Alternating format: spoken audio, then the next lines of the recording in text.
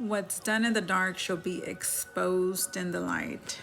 Here in 2 Samuel 11:26, it says, when the wife of Uriah heard that Uriah, her husband, was dead, she mourned for her husband, and when her mourning was over, David sent and brought her to his house.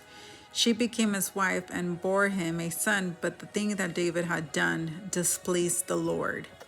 See, David thought that he can get away with doing things and that nobody would know just because he was an authority, because he was the king. See, but we need to understand that no matter what your position is, the King of Kings is on the throne, which is Jesus. And here David thought that he can go take somebody else's wife, sleep with her, and that nobody would know. But here it says that the thing that he did displeased the Lord. It says because he took somebody else's wife, number one, and this thing was it was displeasing before the Lord, because the other man was the one that had put in the effort into the wife. Here, as we continue to read in 12:3, it says, but the poor man had nothing except one little ewe lamb, which he had bought and nourished, and it grew up together with him and his children.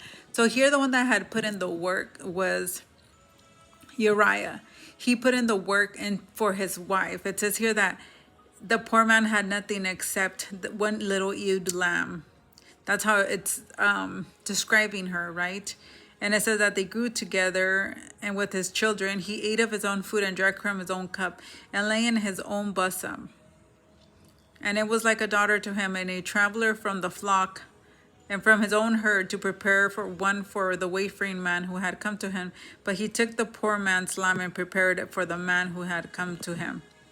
Here, God is calling him out, David, because David thought that nobody would say anything. But here the Lord is saying, how can you do this thing, David? This wife, this ewe little lamb, belonged to this man, and this poor man had nothing.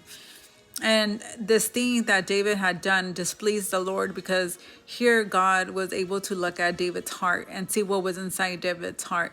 Instead of David's heart was selfishness and murder, because he took him out and had no remorse for the thing, because he was just thinking about himself and he was not thinking about the Lord.